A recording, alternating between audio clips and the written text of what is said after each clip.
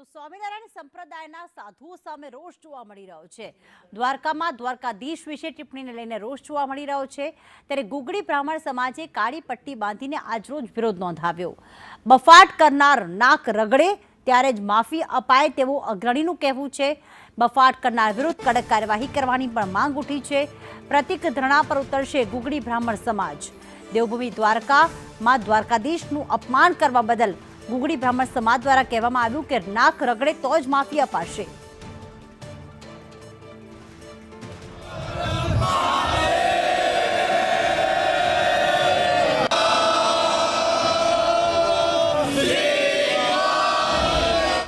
આજે બધા જ ગુગળી બ્રાહ્મણોના જે યુવાન પંડાઓ છે બધા ભેગા થયા છે।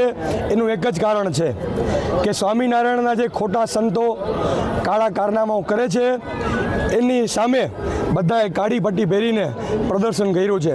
જો એવું લાગતું હોય એમને કે આ ઠંડુ પડી જશે તો એ ખોટી વાત છે। બધા જ બ્રાહ્મણો આ ત્યાં સુધી યાદ રાખશે જ્યાં સુધી દ્વારકાધીશના ચરણોમાં નાક રગડવામાં ના આવે ત્યાં સુધી। જય દ્વારકાધીશ।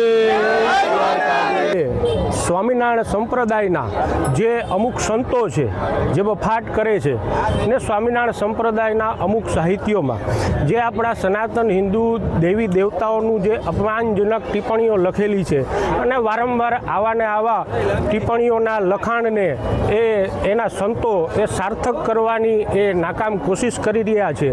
તો એમના વિરોધમાં આજે અમારા સમસ્ત મંદિરના પંડા ભાઈઓએ એ કાળી પટ્ટી બાંધી અને વિરોધ કરેલો છે।